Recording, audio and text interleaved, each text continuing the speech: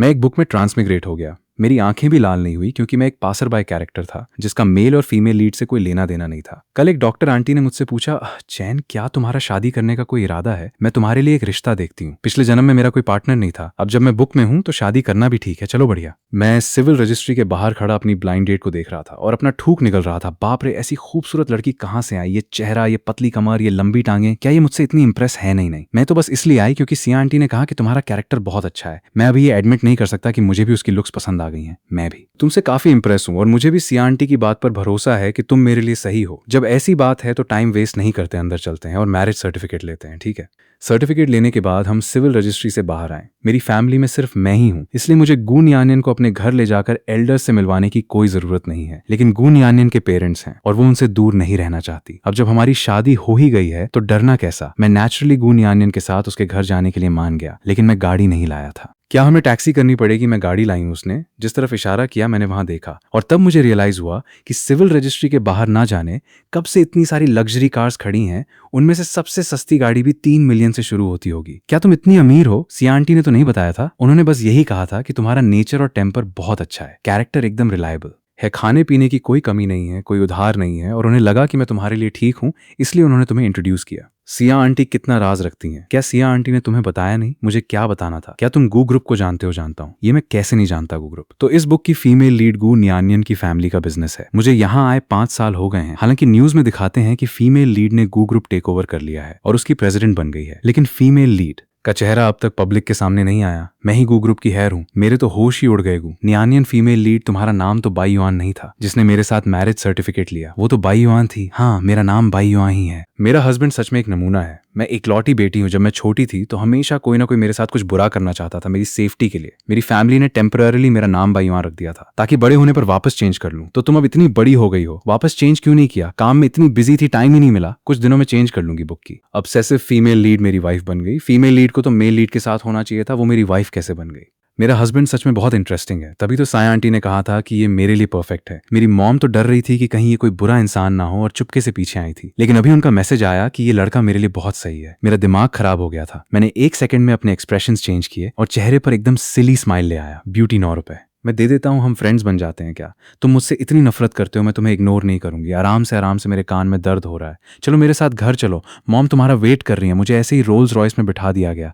मैं रोना चाहता था पर आंसू नहीं आ रहे थे। गून यानियन मेरे बगल में बैठी, मेरे शोल्डर पर रेस्ट करती हुई आराम से अपने घर पर कॉल कर रही थी। मैं थोड़ा खिसका ताकि उससे दूर हो सकूं, तो वो भी मेरी तरफ खिसक आई यहाँ तक कि मैं कार के गेट से चिपक गया और बचने का कोई रास्ता नहीं था। मैं ऑकवर्डली स्माइल करने लगा। ठीक है, मैं अब स्माइल नहीं करूंगी। ठीक है, इधर आकर बैठ जाओ। फैमिली के मैंशन पहुंचने से पहले ही मेरा सर घूम रहा था। बुक के प्लॉट के हिसाब से वो अगले साल बेस्ट एक्टर मेल लीड से मिलेगी। खासकर गू मॉम गू न्यानियन के मेल लीड को पसंद करने की वजह से बहुत टेंशन में रहती हैं। उन्हें बहुत दुख होता है जब गू न्यानियन किसी और ही इंसान की तरह मेल लीड के पीछे पागल हो जाती है। मम्मा बेटी के बीच बाद में बहुत लड़ाई होती है। ओरिजिनल बुक का मेल लीड उस टाइम पर काम से कम एक बेस्ट एक्टर तो था, तब भी उन्हें वो पसंद नहीं था। तो वो मुझ जैसे एंटरटेनमेंट इंडस्ट्री के फ्लॉप लिटिल ट्रांसपेरेंट एक्टर को कैसे पसंद करेंगे जिसका कोई बैकअप नहीं है? गू फैमिली के बॉडीगार्ड ने कार का गेट खोला। गू न्यानियन ने गाड़ी से उतरने के बाद मुझे ऐसे देखा जैसे मेरा दिमाग कहीं और ही था। क्या सोच रहे हो, बाहर आओ। मैं हड़बड़ाकर गाड़ी से बाहर निकला। मैं गू न्यानियन के पीछे पीछे लिविंग रूम के दरवाजे तक पहुंचा ही था कि गू न्यानियन की मॉम आई और मुझे प्यार से अंदर खींचती हुई बोली,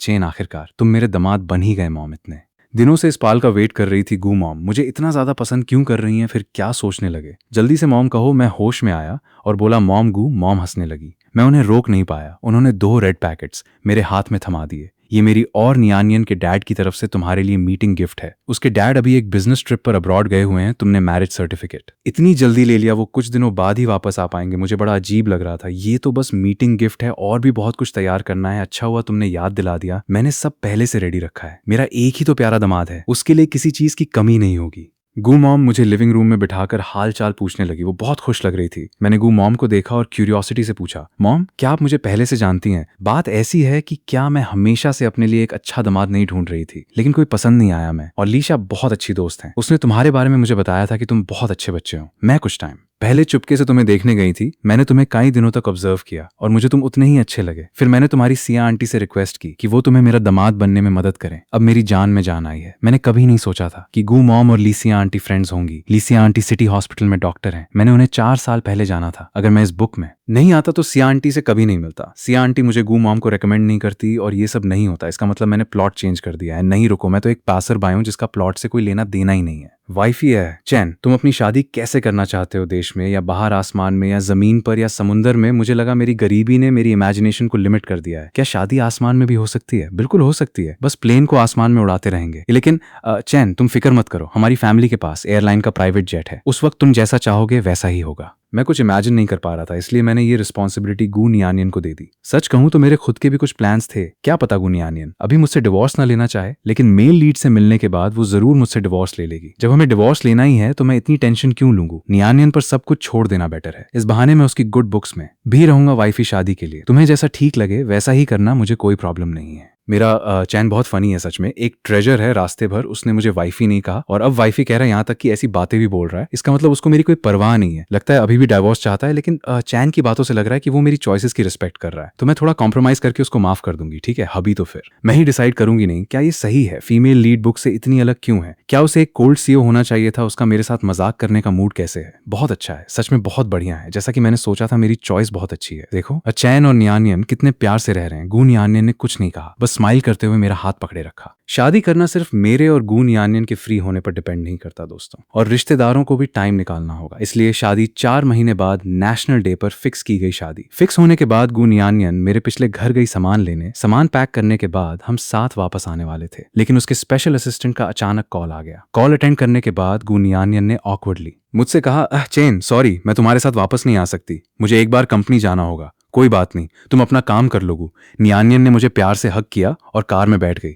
जब मैं गू फैमिली मैंशन वापस आया तो अचानक मेरा फोन रिंग हुआ। मेरे मैनेजर एंड यांग का कॉल था। चेंचे प्रेसिडेंट यांग को तुम बहुत पसंद हो, आज रात तुम होटल जाकर उनके साथ खाना खाओ, वो सेकंड मैल है, लीड का रोल तुम्हारा ही है, तुम अच्छे से प्रिपेयर कर लो, इस बार माना मत करना। ये बंदा मैनेजर है भी या नहीं, दिन भर कोई ढंग का काम नहीं करता, बस उल्टे सीधे रास्ते सोचता रहता है। तुम्हारा क्या एटीट्यूड है? मैं ये तुम्हारी भलाई के लिए ही तो कर रहा हूँ। क्या तुम फिर से एक ऐसा चांस छोड़ना चाहते हो जो तुम्हें फेमस कर सकता है? ऊपर से तुमने कंपनी के साथ कॉन्ट्रैक्ट साइन किया है, तुम्हें कंपनी के साथ कोऑपरेट करना होगा, वरना ये ब्रीच ऑफ कॉन्ट्रैक्ट होगा। क्या कॉन्ट्रैक्ट में लिखा है कि मुझे दारू पीने और पार्टीज में जाना पड़ेगा? अगर लिखा है तो दिखाओ, अगर नहीं लिखा तो कॉन्ट्रैक्ट का दर मत दिखाओ। मैंने पहले ही कह दिया था कि अगर तुम लोग मुझसे सिर्फ एक्टिंग और इवेंट्स अटेंड करवाना चाहते हो तो मैं कोऑपरेट करूंगा, लेकिन उसके अलावा किसी भी चीज के बारे में सोचना भी मत। मुझे याद आया कि वो कॉन्ट्रैक्ट मैंने साइन नहीं किया था। मेरे इस बॉडी में आने से पहले ओरिजिनल ओनर की मॉम ने उसकी गार्डियन बनकर साइन किया था। कॉन्ट्रैक्ट साइन करने के अगले ही दिन ओरिजिनल ओनर की मॉम देश छोड़कर भाग गई थी और उसी दिन मैं इस बॉडी में आया था। मैं तो कोर्ट केस करने वाला था, लेकिन ओरिजिनल ओनर ने एक कंसेंट वीडियो बनाया था। तो मैंने सोचा छोड़ दो, अगर उन्होंने सच में मुझे इस बात से धमकाया तो मैं पक्का नहीं जीत पाऊंगा, लेकिन मुझे लगता है कि उनका IQ इतना नहीं है कि वो इतना सोच सकें। शाम होने के बाद ही गू नियानियन गू ग्रुप से आई खाना खाकर जब मैं रूम में गया तब मुझे पता चला कि अंकल लान ने मुझे मीटिंग गिफ्ट में 2 कार्ड्स दिए हैं, जिसमें हर एक में 100 मिलियन है। मैं सच में ये दोनों कार्ड्स फेंक देना चाहता था। तभी गू नियानियन ने अपना सेफ खोला। मुझे नहीं पता था कि गू नियानियन के दिमाग में क्या चल रहा है। उसने फोन उठाया और CI को कॉल लगाया। सॉरी चैन, मैंने तुम्हें उसकी सारी डिटेल्स नहीं बताई। मैं सच में यही चाहती थी कि तुम दोनों की शादी हो जाए, पर मुझे डर था कि तुम उसकी टॉप रिच फैमिली बैकग्राउंड की वजह से माना ना कर। तो मुझे पता है ये सब ली आंटी की गलती नहीं है। कोई बात नहीं। थोड़ी देर और बात करने के बाद मैंने फोन गू नियानियन को दे दिया। गू नियानियन ने फोन लेकर थोड़ी बात की और फोन मुझे देकर नहाने चली गई। मैं बेड पर लेता था कि मैनेजर का दोबारा कॉल आया और बोलकर कट दिया। मैंने ध्यान नहीं दिया। बाथरूम में पानी गिरने की आवाज सुनकर मैं ख्यालों में खो गया। क्या गू नियानियन का कैरेक्टर ठीक है, आज वो कई बार मुस्कुराई, लेकिन बुक में तो फीमेल लीड मेल लीड से प्यार करने के बाद भी रेयरली मुस्कुराती थी। रुको, अगर मैं इस बुक में आ सकता हूं तो क्या ये भी पॉसिबल है कि वो भी आ गई हो, लेकिन उसके उठने बैठने के रॉयल तरीके से नहीं लगता कि वो एक्टिंग कर रही है। शायद वो बचपन से इसी दुनिया में पाली बड़ी है। चलो छोड़ो, पहले ऑब्जर्व करते हैं डिवोर्स लेने की। इतनी जल्दी नहीं है। इतने में गू नियानियन नहा कर आ गई। सच में फीमेल लीड लग रही है, इसकी फिगर इतनी परफेक्ट है। चैन, तुम काफी सेटिस्फाइड हो ना, तो फिर टाइम वेस्ट नहीं करते, चलो मैं तुम्हारे। मजे नहीं ले रही? पर चैन, तुम मुझसे इतनी दूर क्यों खड़े हो? क्या रात को सोना नहीं है? इसलिए मैं तुरंत उसके पास गया और ब्लैंकेट ओढ़ लिया। गू नियानियन ने मुस्कुराकर लाइट बंद कर दी। वो मुझे देख रही थी और उसे 1 महीने पहले आया हुआ एक सपना याद आया, जिसमें मैं एक CO नॉवल की फीमेल लीड हूँ। बुक की स्टोरी के हिसाब से मैं फ्यूचर में मेल लीड से पहली नजर में प्यार करने लागूंगी और फिर हर तरीके से उसे अपने पास रोकने की कोशिश करूंगी। लास्ट में उसे इस शहर को हमेशा के लिए छोड़ने पर मजबूर कर दूंगी और वो कभी वापस नहीं आएगा। ये सोचकर गू नियानियन को अजीब लगा, लेकिन मैं ऑथर के हिसाब से नहीं चालूंगी, इसलिए जब कल मेरी मॉम ने मुझे शादी करने को कहा तो मैंने माना नहीं किया। अच्छा हुआ मैं चली गई। पर मुझे समझ नहीं आ रहा कि चैन ने ये जानने के बाद कि मैं गून यानियन हूँ, डाइवोर्स की बात क्यों कि इसलिए मुझे डाउट है कि चैन को भी प्लॉट पता चल गया है और वो जानता है कि मैं फीमेल लीड हूँ, पर शादी तो हो ही चुकी है। अब चाहे उसे पता हो या नहीं, ये तो सच है कि हम हस्बैंड वाइफ हैं और प्यार तो वक्त के साथ बढ़ ही जाता है। अगले दिन जब मैं उठा तो गून यानियन वहां नहीं थी, शायद ऑफिस गई होगी, आखिर सीईओ है, इतनी फ्री तो नहीं होगी। अंकल लान के साथ ब्रेकफास्ट करने के बाद मैं अपनी एजेंसी जाने वाला था। बॉडीगार्ड्स ने मुझे जाते देखा तो साथ चलने की तैयारी करने लगे। मैं तो एक फ्लॉप एक्टर हूँ, कोई मुझे जानता भी नहीं है, तुम लोगों को मेरे साथ आने की जरूरत नहीं है, लेकिन माम ने कहा है कि हमें आपके साथ जाना होगा। मेरे पास गून यानियन को कॉल करने के अलावा कोई रास्ता नहीं था। गून यानियन, मैं ऑफिस जा रहा हूँ, मुझे बॉडीगार्ड्स नहीं चाहिए, तुम उन्हें समझाओ। गून यानियन ने अपने डॉक्यूमेंट्स देखते हुए मुस्कुराकर कहा, चैन बॉडीगार्ड्स का होना सेफ होता है, पर मैं कोई बड़ा इंसान थोड़ी हूँ, मैं बस एक ऑर्डिनरी फ्लॉप एक्टर हूँ। अगर किसी ने मेरी फोटो इंटरनेट पर डाल दी तो सब कहेंगे कि देखो फ्लॉप एक्टर बॉडीगार्ड्स लेकर शो ऑफ कर रहा है, कौन ऐसे अटेंशन चाहेगा। ठीक है, तुम्हारी बात में दम है तो मत ले जाओ। गून यानियन का कॉल कटने के बाद जब मैंने देखा कि बॉडीगार्ड सच में नहीं आ रहे तो मैंने गाड़ी स्टार्ट की। तुम ऐसी लग्जरी कार से चैन की एजेंसी पर प्रॉपर इंक्वायरी करो, मुझे जानना है कि वो अब तक फ्लॉप क्यों है। नॉर्मली तो ऐसा नहीं होना चाहिए। चैन को डेब्यू किए 5 साल हो गए हैं, अगर मैं उसके कॉलेज के दिन हटा भी दूं तो भी उसे इतना फ्लॉप नहीं होना चाहिए कि कोई उसे जाने भी ना, इसमें जरूर कोई गड़बड़ है।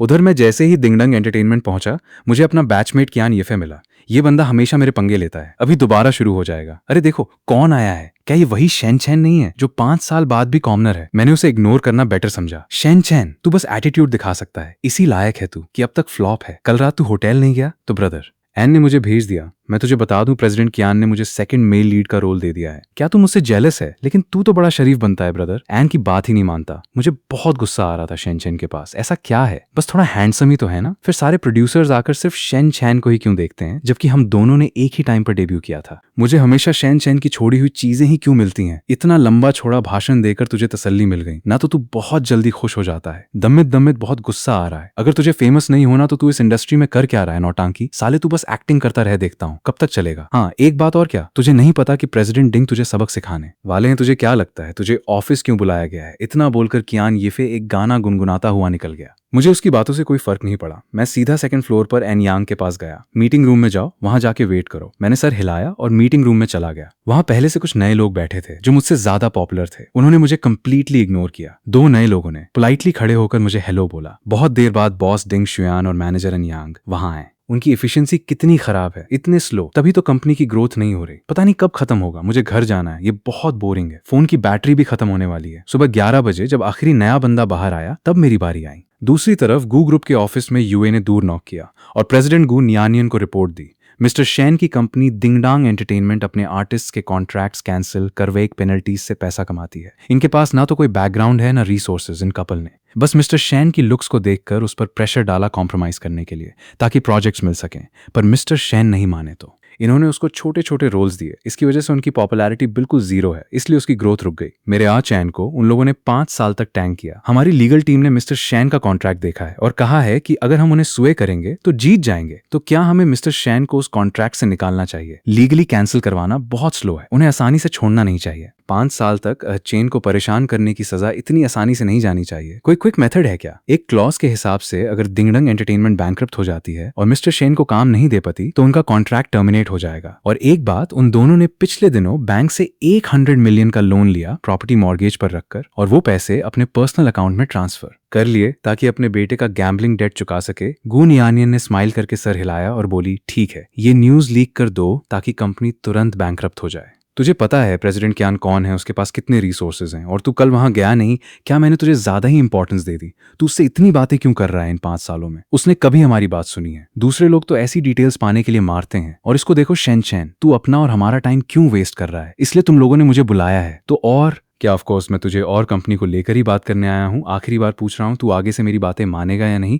उसके कंडीशंस इतने अच्छे थे, बहुत सारे चांसेस थे उसको हिट करवाने के, पर ये लड़का मानता ही नहीं। इसकी वजह से हमारी कंपनी का उससे कोई प्रॉफिट नहीं हुआ। सच में दिमाग खराब कर दिया। मैं अपने फोन में चेक करता रहा, मन में स्पीचलेस फील करता रहा। पता नहीं मैंने इनको कितनी बार रिजेक्ट किया। दोनों ने मेरी बात सुनी होगी पर इग्नोर कर दिया। बस मुझे परेशान करते रहते हैं। सच में लगता है इनके कान खराब हैं। किसी डॉक्टर को क्यों नहीं दिखाते? ठीक है, अगर तुझे हमारी टर्म्स मंजूर नहीं है तो कॉन्ट्रैक्ट कैंसिल करने की बात करते हैं। तेरा कॉन्ट्रैक्ट 10 साल का है, 5 साल निकल गए और बाकी 5 साल बच्चे हैं टर्म्स के हिसाब से। अगर तू कॉन्ट्रैक्ट कैंसिल करना चाहता है तो 10 मिलियन पेनल्टी पे करनी पड़ेगी। तू पेनल्टी दे दे, हम तुझे फ्री कर देंगे। हमें पता है तेरे पास इतने पैसे नहीं होंगे, तो ठीक है तू आधी पेनल्टी दे दे, मतलब 5 मिलियन, हम कॉन्ट्रैक्ट क्लोज कर देंगे। मैंने अपना सर बिना उठाए कहा मेरे पास पैसे नहीं है और फोन चलाता रहा। मैं प्रिटेंड नहीं कर रहा, मेरे पास सीरियसली नहीं है। मेरे अकाउंट में सिर्फ 1 मिलियन है, वरना मैं पहले ही पेनल्टी देकर कैंसिल करवा चुका होता। ऑनेस्टली अगर बैंक में पैसे होते भी तो मैं ऐसी घटिया कंपनी को नहीं देता, बिल्कुल वर्थ इट नहीं है। 5 मिलियन नहीं है तो 3 मिलियन तो होंगे, ठीक है। 3 मिलियन ये सुनकर वाओ अनएक्सपेक्टेड डिस्काउंट मिला, ऐसा लग रहा है इन्हें अर्जेंटली पैसे चाहिए या कंपनी की कोई हालत खराब है। मेरे पास नहीं है, कैसे नहीं है तेरे पास, एक घर और कार है, सब बेच दें और उधर ले लें तो तेरे पास 3 मिलियन आ जाएंगे। तो क्या तुझे आजादी नहीं चाहिए? क्या तू हमेशा कॉन्ट्रैक्ट क्लोज करना नहीं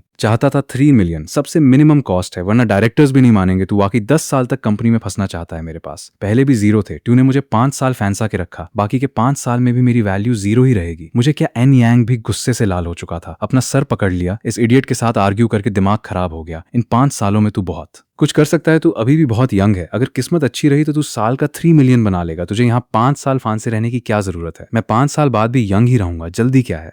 सिंपल वर्ड्स में कहूं तो तू पेनल्टी का एक पैसा नहीं देना चाहता, राइट? तुझे अब समझ आया, बहुत लेट समझा। क्या मैं इतना अजीब एक्ट कर रहा था कि तुझे पूछना पड़ा सपने मत देख, एक पैसा पेनल्टी नहीं देगा और कंपनी से लीव करना चाहता है? तू इस काबिल भी है। फाइन 3 मिलियन नहीं तो एटलीस्ट 1 मिलियन ठीक रहेगा। मैं तो टैंग आ गया, बड़ा ढीठ है, ये अपना मुंह खोलता ही नहीं है। इनको अर्जेंटली लोन क्लियर करना होगा बेटे के गैम्बलिंग डेट के लिए, वरना ये कोई चैरिटी नहीं है। इतने लो प्राइस में किसी को क्यों रिलीज करते? अगर तू 1 मिलियन भी नहीं दे सकता तो तुझे कॉन्ट्रैक्ट खत्म होने तक वेट करना होगा। शेन चैन, तू लिमिट क्रॉस कर रहा है, फिर तू आम इंसान की तरह यहाँ 5 साल सरता रहे। उसने अभी अपनी बात खत्म नहीं की थी कि कुछ छोटे असिस्टेंट्स भागते हुए आए, प्रेसिडेंट डिंग ब्रदर, एंड बहुत बड़ी गड़बड़ हो गई। बैंक वालों को पता चल गया कि लोन अकाउंट में नहीं ट्रांसफर हुआ। उन्होंने पुलिस बुला ली। सुना है कि कोलैटरल प्रॉपर्टी क्लेम करने आ रहे हैं हमारे। कुछ शेयर होल्डर्स को भी खबर लग गई और वो सब कंपनी की तरफ आ रहे हैं, डिंग शुयान और एन यांग अपनी सीट पे। तो मैंने साइड से आईब्रोज रेज की और माइंड में एक आइडिया आया। ये डिस्काउंट इस वजह से थे, इनको डेट का होल कवर करना था। अगर बैंक प्रॉपर्टी क्लेम करता है तो दिंगडांग एंटरटेनमेंट के पास बचेगा क्या? बैंक्रप्सी ही बचेगी। इसी तरह मेरी कॉन्ट्रैक्ट दिंगडांग से नेचुरली खत्म हो गई। सोचा नहीं था आज ऑफिस आकर इस इजीली कॉन्ट्रैक्ट टूट जाएगा। मैं इतना खुश था कि अपना स्टेटस अपडेट करने का मान किया, president ding brother and thank you, मैं कंप्लीटली फ्री हूँ। मैं दिंगडंग से खुशी खुशी गाना गेट हुए निकाल आया। कार में बैठते ही मेरा फोन रिंग हुआ। मैंने हैप्पीली पूछा, हेलो चैन, तुम इतने खुश क्यों हो? मुझे तभी समझ आ गया कि कॉल गु न्यानियन का था। मेरी मैनेजमेंट एजेंसी बैंकरप्ट हो गई। मेरे कॉन्ट्रैक्ट में एक कंडीशन थी कि अगर कंपनी बैंकरप्ट हुई तो कॉन्ट्रैक्ट खत्म। मैं कंप्लीटली फ्री हो गया। ओह अच्छा, सच्ची में बहुत खुशी हुई। बाड लक खत्म हुआ। आगे से ऐसी कोई डील्स मत करना जहां कमांड किसी और के पास हो। वेट, तुम्हें कैसे पता ये बैंक और शेयर होल्डर्स वाला सीन तुम्हारा आइडिया था क्या? बहुत स्मार्ट हो तुमने, मेरी हरकतें डिस्कवर कर ली। मुझे मालूम था उसका इंटेंशन ठीक था और थैंकफुल हूँ इतनी बारी हेल्प के लिए, पर इस तरह एक एहसान मुझ पे चढ़ जाएगा। कहते हैं कि फेवर क्लियर करना टफ होता है और मुझे एहसान का डर था। मैं तुम्हारी वाइफ हूँ, क्या अपने हस्बैंड को बचा नहीं सकती थी? ओरिजिनली मैंने प्लान किया था कि जब गू न्यानियन मेल लीड से मिलेगी तब खुद ही मुझे डिवोर्स देगी, पर इस इवेंट के बाद मुझे लगा अब डिवोर्स का डिस्कस करना पड़ेगा, वरना डेट्स इतने हाई हो जाएंगे कि चुका नहीं पाऊंगा। न्यानियन हम दोनों थे। हाँ चैन, क्या किसी ने कहा नहीं कि डिवोर्स के मैटर नेचुरली नहीं बोलने चाहिए कि तुम ग्रोन एडल्ट हो और अपने डिसीजंस रिस्पॉन्सिबिलिटी से हैंडल नहीं कर सकते? देख, क्या तुमने फोर्सफुली सर्टिफिकेट लिया? सर्टिफिकेट लेने के बाद मैंने कोई फॉल्ट नहीं किया। तुम बोलो ना क्या मैंने गलत किया? सॉरी, मैं एक्चुअली तुम्हें एक्सेप्ट नहीं कर सकता। गू न्यानियन, मेरी अपनी ओपिनियंस हैं। मोर ओवर वो फीमेल लीड है, एक पॉइंट पे वो मेल लीड को जरूर लव करेगी। हमने शादी कर ली है पर हमारा कोई फ्यूचर नहीं है। अच्छा, जल्दी अलग होना ज्यादा सही था। व्हाई एक्चुअली एक्सक्यूज कर रहे हैं हो? हमारी बैकग्राउंड लेवल के गैप की वजह से डेफिनेटली मी कन्फेस नहीं कर सकता कि नॉवल प्लॉट की वजह से राइट थोड़ा बहुत ये भी रीजन है। गून यानियन ने बिलीव नहीं किया पर एक्सपोज भी नहीं किया और आगे पूछना बंद किया। चैन, आगे से डिवोर्स की बात मत करना। अगर फिर बोला तब मैं सच में गुस्सा होंगी। हमारी बैकग्राउंड के बीच डिफरेंस सिर्फ दिखता है, रियलिटी में नहीं है। तब मेरे पेरेंट्स तुम्हें चॉइस क्यों करते? इसलिए मेरे साथ रजिस्टर कराया, राइट? अब मैं नहीं बोलूंगा, आगे कभी नहीं कहूंगा। एक्चुअली मुझे थोड़ा डर भी लग रहा है बोलने में। जो रीजन दिया लॉजिकल लगा। ऑनेस्टली मैं गिल्ट फील कर रहा हूँ। तब तक वेट करूंगा जब वो खुद बोलेगी, क्या तुम अब घर जा रहे हो? हाँ, देन थोड़ा संभाल के चलाना, अब फ्री हो तो सोचना ठीक से। ऑनेस्टली अगर एक्टर की जॉब पसंद है, अगर कुछ भी जॉब चाहे, सपोर्ट है मेरी, डेफिनेटली फिर एक्सपेक्ट मी। वो ड्रीम जॉब करो। मुझे इन बातों की आदत नहीं, थोड़ा ऑकवर्ड लगा, ठीक है? मुझे पता है तुम बहुत बोलती हो किसी और के लिए, इतने वर्ड्स नहीं बोलती। तुम सोचना ठीक से, घर पहुंच जाओ फिर आराम से डिस्कस करेंगे। ठीक है, पता है। मैं फोन कट करता हूँ रास्ते में। केयर से चलाना एक्चुअली इतना ओवरवेलमिंग है। फीमेल लीड से इस अटेंशन को फील करना अजीब है। तब फोन कट गया, कॉल बहुत जल्दी कट गया। अगर अर्जेंट काम ना होता कंपनी में तो घर जाके और बैट करता। अभी 2 लाइन और बोलनी बची थी। और इधर मैं जैसे ही गू नियानियन का फोन रखा, गू मॉम का वीडियो कॉल आ गया।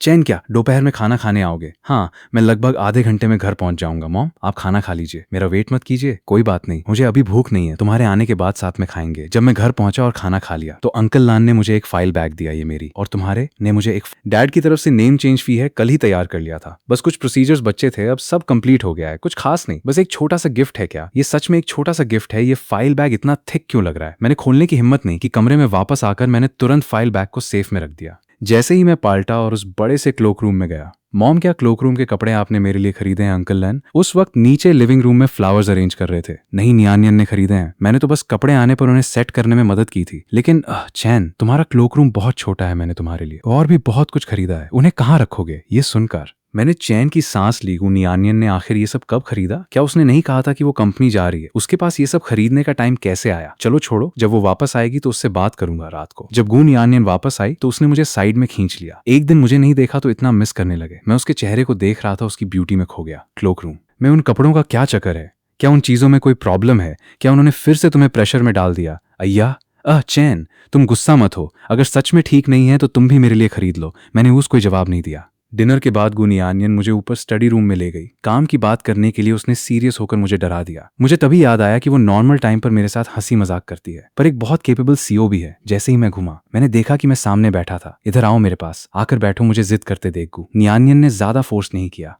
चैन, क्या सच में एक्टर का काम पसंद है? हाँ, ऑफ कोर्स पसंद है। हालांकि मुझे पिछले 5 साल से जबरदस्ती आर्टिस्ट बनाया गया, पर मैंने बहुत से रोल्स प्ले किए, चाहे कुछ रोल्स 1 सेकंड के लिए ही क्यों ना हो, वो भी एक अलग जिंदगी का एक्सपीरियंस है। मुझे सच में ये फीलिंग पसंद है। तो क्या तुम एक्टर बने रहना चाहते हो? अगर ये सब बकवास नहीं होता तो मैं करता। मेरे पास एक सजेशन है, क्या तुम सुनना चाहते हो? मैंने उसकी तरफ आंखें घुमाकर देखा। उसने मेरा रिएक्शन देखकर स्माइल किया। मैंने नीचे वालों को कुछ प्लान्स बनाने के लिए कहा। एक प्लान ये है कि एक फ्री एजेंट के रूप में मैनेजर हायर करो। दोनों के फायदे नुकसान हैं, तुम खुद देख लो। मैंने थोड़ी देर सोचा, मैं ये वाला चुनता हूँ। बाद में ऑनलाइन जॉब पोस्ट करके एक मैनेजर ढूंढ लूंगा। चैन, मेरे पास एक मैनेजर कैंडिडेट है, क्यों ना सीधे तुम्हें रेकमेंड कर दूं? इस तरह तुम्हारे पास प्लान और कैंडिडेट दोनों होंगे। नियानियन, तुम मेरे लिए कोई ट्रैप तो नहीं बना रही? चैन काफी स्मार्ट है, मैं सच में उसके लिए ट्रैप बनाना चाहती थी, पर सच नहीं बता सकती। उसके साथ मजाक करना अच्छा लगता है, ऐसा कैसे हो सकता है? एक्चुअली यूए ने रो रो कर मुझसे रिक्वेस्ट की, मुझे उस पर तरस आया तो तुम्हें रेकमेंड कर दिया। मैं थोड़ा हैरान हुआ, यूए से इसका क्या लेना देना है? उसका बड़ा कजिन पहले मैनेजर था, बाद में इंडस्ट्री छोड़कर घर बैठ गया, अब वापस काम करना चाहता है, पर 10 ईयर्स तक बाहर रहने के कारण कोई कंपनी यूज नहीं लेना चाहती। उसे पता चला कि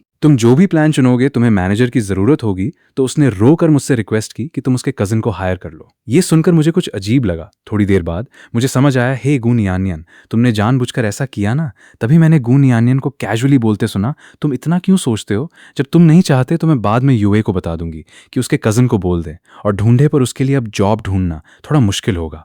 ओ नहीं नियानियन, क्या तुम कुछ ज्यादा नहीं कर रही? क्लियरली तुम मुझे बता रही हो कि अगर मैं यूए के कजिन को नहीं रखता तो मैं कितना अनरीजनेबल बन जाऊंगा। ठीक है, एक सीईओ होने के नाते तुम्हारे पास तरीके हैं, कल उसे इंटरव्यू के लिए बुलाओ। अगले दिन सुबह 10 बजे यूए का कजिन यांग युआनफन आया। इंटरव्यू लेने के बाद मुझे भी लगा कि यांग युआनफन काम में बहुत काबिल है, इसलिए तुरंत उसे फाइनल कर लिया। जब वो बात खत्म करके फैमिली मैंशन से बाहर निकला, तब उसने अपनी कजिन यूए को खुशखबरी देने के लिए कॉल किया। ब्रो, तुम बहुत ऑसम हो, मुझे पता था तुम जरूर कर लोगे। वैसे मुझे तुम्हें याद दिलाना है कि प्रेसिडेंट गू की एक हिडन कंडीशन भी है कि उनके हस्बैंड को कोई परेशान ना करे, और वो उन्हें किसी भी गांडी पॉलिटिक्स का हिस्सा बनते नहीं देखना चाहती। तुम समझ गए ना? सिर्फ उन्हें फेमस करना काफी नहीं है। क्या प्रेसिडेंट गू ने तो मुझे ये नहीं बताया? ये कंडीशन सुनने में सिंपल लग रही है, पर इस पर कितना अमल हो पाएगा कहना मुश्किल है। पर अभी शेन चैन को देखकर लगा कि वो बहुत काम है, ट्रबल क्रिएट करने वाला इंसान नहीं लगता। उसे फेमस करना कोई प्रॉब्लम नहीं होनी चाहिए। चलो जो भी हो, जब तक तुम मिस्टर शैन को उनकी पसंद का रोल सुकून से करने दोगे तब तक सब ठीक रहेगा। अच्छा, तो बात यह है, मैं समझ गया। यांग युआनफान के जाने के बाद मैंने अपने सारे अकाउंट्स की डिटेल्स अपडेट कर दी। रात लगभग 9 बजे तक कुछ फैंस के कमेंट्स आए। बेड से उठने ही वाला था कि फोन में नोटिफिकेशन की आवाज आई। देखा तो पता चला कि फेमस एक्ट्रेस शाओ टिंगलैन ने मैसेज किया है। मैं उससे एक मूवी में मिला था, बाद में हम अच्छी तरह जानने लगे, और वेचेट पर जुड़ गए शाओ टिंगलैन कभी कभी पूछ लिया करती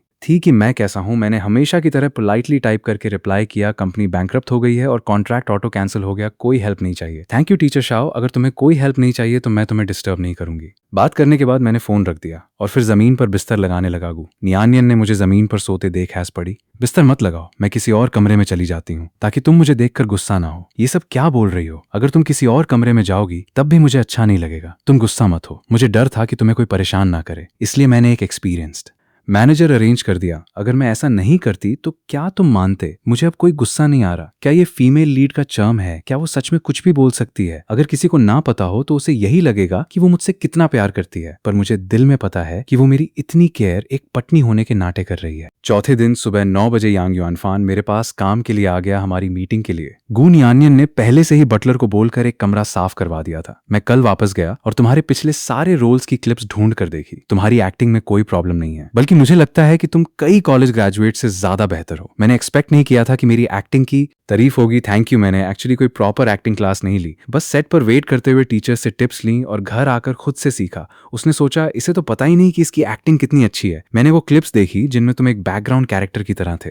पर उसमें भी तुम्हारी एक्टिंग दिख रही थी। हालांकि तुम्हारी एक्टिंग अच्छी है, पर मैंने कल तुम्हारी सोशल मीडिया चेक की जो इतनी ठीक नहीं है। इस पॉपुलैरिटी से कोई तुम्हें कोई अच्छा रोल ऑफर नहीं करेगा। कल रात मुझे एक अपॉर्चुनिटी मिली जो तुम्हारे लिए परफेक्ट है। ये एक बिग बजट मूवी चेंग यान है, क्योंकि इनकी टीम कंप्लीटली कास्टिंग सिलेक्शन कर रही है और डायरेक्टर पॉपुलैरिटी के बेस पर रोल नहीं देंगे। तुम स्क्रिप्ट देख लो, मुझे लगता है इसका चौथा मेल लीड तुम्हारे लिए एकदम परफेक्ट है। स्क्रिप्ट पढ़ने के बाद मुझे सच में ये रोल पसंद आया, तो मैं ब्रदर यांग को मेरे साथ ऑडिशन पे चलने के लिए कहूंगा। मेरी खुशी देखकर उसने मुझे याद दिलाया, हाँ चैन, इतनी जल्दी खुश मत हो। अगर तुम ऑडिशन क्लियर भी कर लेते हो तो ये मूवी कम से कम 3 महीने बाद शूट होगी। तुम्हारी करंट सिचुएशन देखते हुए मैं सजेस्ट करूंगा कि तुम पहले थोड़ी शॉर्ट्स ड्रामा करो ताकि पॉपुलैरिटी बढ़े। अगर तुम मानते हो तो मैं शॉर्ट ड्रामा रोल ढूंढता हूँ। मेरे जैसे एक्टर जिसके इतने कम फैंस हैं, उसे माना करने का क्या हक है? जब तक स्क्रिप्ट अच्छी हो मैं ठीक हूँ। हमारी बात खत्म होने के बाद और यांग युआनफान के जाने के बाद मुझे हैरानी हुई उसकी प्रोफेशनल अप्रोच से। मैंने तो उसको कुछ करने को कहा ही नहीं था और उसने इतना सारा होमवर्क कर लिया और ऐसी क्लियर और प्रैक्टिकल एडवाइस दे दी।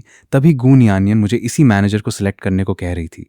ये सच में आसान था। 2 दिन बाद तुम्हारा चेंग यान का ऑडिशन है। आने वाले दिनों में मैं मेनली चौथे मेल लीड रोल के बारे में सोच रहा था। जब चेंग यांग के ऑडिशन का दिन आया और मैं नीचे आने लगा तो गून यानियन से टकराया। तुम आज काम पर क्यों नहीं गई? मेरा हस्बैंड आज शाइने करने जा रहा है, मैं काम पे कैसे जा सकती हूँ? मुझे अब तक अजीब लगता था जब वो मुझे हस्बैंड कहती थी। क्या शाइने करने? मैं तो बस एक ऑडिशन के लिए जा रहा हूँ, तुम सिर्फ इसी वजह से काम पर नहीं गई। अगर मैं ऑडिशन क्लियर नहीं कर पाया तो कितनी शर्म आएगी। अगर तुम क्लियर नहीं कर पाओगे तो उनकी आंखें खराब हैं। इसमें तुम्हारी क्या गलती? अच्छा ठीक है, इतना मत सोचो, नीचे आकर खाना खाओ। ब्रदर यांग आ चुके हैं, मैंने सुना। ब्रदर यांग आ चुके हैं तो जल्दी से नीचे चला गया। नाश्ता करने के बाद मैं यांग युआनफान के साथ ऑडिशन के लिए निकल गया। मैं गाड़ी में बैठा कास्टिंग साइट की तरफ और थोड़ी देर में पहुंच गया। जब मैं स्क्रिप्ट पढ़ रहा था एक जानी पहचानी अनोइंग आवाज सुनाई दी, शैन चैन तुम भी यहाँ हो? ये यहाँ कैसे आ गया? इतनी जल्दी कोई एजेंसी मिल गई? क्या ये मुझसे हमेशा आगे क्यों निकल जाता है? नहीं, मुझे पूछना होगा उसने कौन सी एजेंसी साइन की। शैन चैन तुम आजकल कौन सी एजेंसी में हो? मैंने उसे इग्नोर करना बेहतर समझा। तुम इतनी सीरियसली कौन सा रोल ऑडिशन कर रहे हो? वैसे तुम कौन सा भी रोल है ऑडिशन करो, तुम्हें तो मिलने वाला नहीं। तुमने कितनी एक्टिंग की है आज तक? क्या प्रेसिडेंट कियान ने तुम्हें सेकंड मेल लीड रोल देने का वादा नहीं किया था? फिर तुम यहाँ क्यों हो? किन यीफे की मुस्कुराहट एकदम गायब हो गई। उसकी तो बात ही मत करो, वो तो एक ऐसी औरत है जो किताब के पन्नों से भी जल्दी रंग बदलती है। दिंगडंग एंटरटेनमेंट के बैंकरप्ट होते ही उस औरत ने तुरंत अपना इरादा बदल लिया और मेरे लिए दूसरी एजेंसी ढूंढने लगी। आखिर में मैं ही खुद इंटरव्यू के लिए आया ना। सच में यूजलेस थी। उसके एक्सप्रेशन से समझ गया कि प्रेसिडेंट कियान वाला सीन फ्लॉप हो गया, वरना वो कब का शो ऑफ कर चुका होता। क्योंकि उस मूवी और चेंग यान की शूटिंग डेट्स क्लैश कर रही थी तो मैंने वो रोल छोड़ दिया। किन यीफे ने मेरा शांत रिएक्शन देखकर मॉक करते हुए कहा, शैन चैन इतना एटीट्यूड मत दिखाओ। अगर मेरा सेकंड मेल लीड रोल हाथ से चला गया तो क्या मैं चेंग यान का ऑडिशन तो दे ही सकता हूँ? वैसे भी तीसरा और चौथा मेल लीड अभी फाइनल नहीं हुआ है। मैंने दोनों के लिए अप्लाई किया है। बस देखते जाओ मैं इस रोल को कैसे हासिल करता हूँ। मैं एडवाइस दूंगा कि अपना सामान पैक करो और अभी निकल जाओ। मैंने फिर से उसको इग्नोर किया। इस बीच वहां यांग युआनफान ने इस कॉन्वर्सेशन को नोटिस किया। चैन ये कौन है? क्या तुम जानते हो? मैं जानता हूँ, हम दोनों पहले एक ही एजेंसी में थे। किन यूफी तू किसी यांग युआनफान को नहीं जानता। शैन चैन तूने कौन सी घटिया कंपनी ज्वाइन की? तेरा मैनेजर भी अननोन है। ये एक वेटिंग एरिया है। अगर तुझे यहाँ तमाशा करना है तो प्लीज बाहर जाओ, वरना मैं सिक्योरिटी को बुला लूंगा। किन यीफे को ऑडिशन देना था इसलिए उसने चुप रहना ठीक समझा। बस शैन चैन के फ्लॉप एक्टिंग स्किल के हिसाब से वो सिर्फ एक बैकअप होगा। उसके सिलेक्ट होने का चांस ही नहीं है। जब उसको रिजेक्ट कर दिया जाएगा तब मैं उस पर हंसूंगा। ऐसा सोचकर वो स्माइल करने लगा। चेंग यान के तीसरे और चौथे रोल का सिलेक्शन अलग अलग जगह हो रहा था, इसलिए ऑडिशन हॉल द किन यीफे अभी बैठा ही था कि उसका नाम तीसरे रोल के लिए बुलाया गया। वो ऑडिशन देके बाहर आया और हॉल को गुस्से से देखा। तुम्हें क्या लगता है मैं यहाँ आना चाहता था? एक बंच ऑफ इडियट्स जिन्हें एक्टिंग की जीरो समझ है। अगर ये लोग मुझे पसंद नहीं करते तो मेरे लिए बेटर ऑप्शन है। इनका लॉस है। वो वहां से जाने ही वाला था कि उसने देखा मैं वहां खड़ा था अपनी जगह से, हिला तक नहीं। शेन चैन जिसकी एक्टिंग मेरे से भी घटिया है, अगर वो वेट कर रहा है तो मैं क्यों जाऊं? नहीं, मुझे वहां रुकना होगा और शेन चैन का वेट करना पड़ेगा। सुना है चौथे रोल का डायरेक्टर खुद सामने बैठा है, जो कि शॉर्ट टेम्पर्ड माना जाता है। मुझे तो शेन चैन को फेलियर फेस करते देखने का इंतजार नहीं हो रहा। तभी मेरा टर्न आया और किन यीफे वापस अपनी जगह पे बैठ गया। कोई इंट्रो की जरूरत नहीं, सीधा शुरू करो। चौथे रोल का कौन सा सीन तुमने सिलेक्ट किया है? सीन 9। सीन 9। किसी ने इतने लंबे सिलेक्शन प्रोसेस में सीन 9 लेने की हिम्मत नहीं की थी। ये लड़का काफी हैंडसम है, पर सीन 9 में इमोशन का कंट्रोल बहुत अच्छा चाहिए। क्या वो वाकई ऐसा कर पाएगा? क्या तुम श्योर हो कि यही करना है? सीन 9। क्या अभी बदलना चाहो तो टाइम है। पर मैंने कॉन्फिडेंटली सर हिलाया और कहा ठीक है, तुम डायरेक्ट शुरू करो। कैरेक्टर में आने के बाद मैं एकदम अलग इंसान बन गया। खुशी, गुस्सा, डिसअपॉइंटमेंट और लास्ट में एक 7-8 साल के बच्चे जैसी पागलपन वाली स्टेट। इमोशंस एक के बाद एक बढ़ते गए। वहां मौजूद सभी लोग मेरे इमोशंस में पूरी तरह डूब गए और टांग यिंग मेरी एक्टिंग देख कर चमकती आंखों से मुझे देख रही थी, पर फिर भी कुछ नहीं बोली। शायद मेरी एक्टिंग डिस्टर्ब नहीं करना चाहती थी। आखिर में मैंने खुद ही एक्टिंग खत्म करके कहा, डायरेक्टर, मेरी एक्टिंग कंप्लीट हो गई। बहुत खूब, सच में बहुत बढ़िया। तुम्हारा नाम शेनचेन है ना? तुम्हारा इमोशनल आउटबर्स्ट बहुत स्ट्रांग है और इमोशंस का ट्रांजिशन भी कमाल का है। ऐसा लग रहा है जैसे मेरी स्क्रिप्ट का चौथा मेल लीड सच में बाहर आ गया हो। टांग यिंग ने खुशी से मेरा रेज्यूमे देखा और कुछ और पूछने वाली थी कि अचानक उसे कुछ अजीब लगा। रुको, तुमने टोटल 5 मिनट से भी कम एक्टिंग की है, ये इम्पॉसिबल है। तुम्हारी इमोशंस हैंडल करने की स्किल इतनी स्ट्रांग है, इसमें कोई कमी नहीं है। ऐसा कैसे हो सकता है? रुको, तुम तो किसी एक्टिंग स्कूल से भी नहीं हो। टांग यिंग और भी हैरान हो गई। ये तो जैसे गॉड गिफ्टेड बेस्ट एक्टर है। ओ माय गॉड,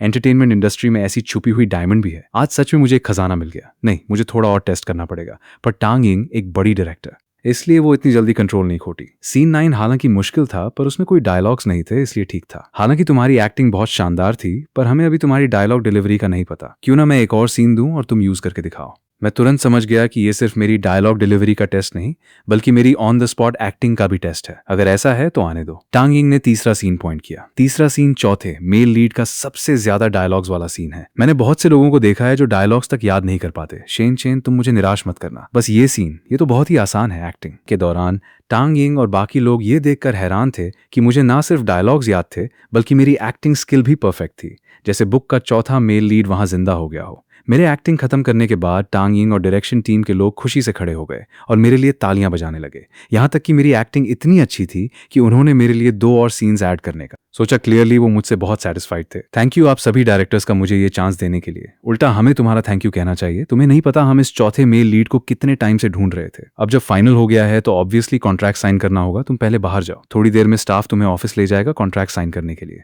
मुझे बाहर आते देख दूर पर वेट कर रहे यांग युआनफान ने तुरंत आगे बढ़कर पूछा, चैन कैसा रहा? असल में यांग युआनफान दिल ही दिल में थोड़ा नर्वस था। हालांकि मुझे अचैन पर पूरा भरोसा था कि उसमें कोई कमी नहीं है, पर दुनिया में एक से बढ़कर एक लोग होते हैं। क्या पता कोई अचैन से ज्यादा इस रोल के लिए सूटेबल हो। खैर कोई बात नहीं, अगर ये नहीं तो कोई और ढूंढ लेंगे, आराम से ढूंढेंगे तो मिल ही जाएगा। मैंने हंसकर उसे बताया। डायरेक्टर टांग और उनकी टीम ने मुझे चौथे मेल लीड के रूप में फाइनल कर लिया है। थोड़ी देर में स्टाफ मुझे ऑफिस ले जाएगा कॉन्ट्रैक्ट साइन करने के लिए। यांग युआनफान ने सिर हिलाया और कहा, बहुत खूब, सच में बहुत अच्छा हुआ। मुझे पता था तुम जरूर कर लोगे। चलो चलो, हम अभी ऑफिस चलते हैं। मुझे भी पता था कि कॉन्ट्रैक्ट साइन करने के लिए यांग युआनफान की मदद और चेकिंग की जरूरत होगी, तो मुझे कोई प्रॉब्लम नहीं थी। पर इससे पहले कि हमें स्टाफ मिलता, हमने किन यीफेई को गुस्से में मेरी तरफ आते देखा। किन यीफेई पहले मजे लेते हुए मुझे बाहर आते देख रही थी। उसे लगा कि मेरी एक्टिंग इतनी घटिया होगी कि मुझे भगा दिया गया होगा, इसलिए वो तुरंत मेरा मजाक उड़ाने आई। पर पास आने से पहले ही उसने मेरी और यांग युआनफान की बातें सुन ली। ओ माय गॉड, शेनचेन को भगाया नहीं गया, बल्कि डायरेक्टर टंग ने उसे चौथे मेल लीड के लिए फाइनल कर लिया है। इसकी किस्मत इतनी अच्छी कैसे हो सकती है? मुझे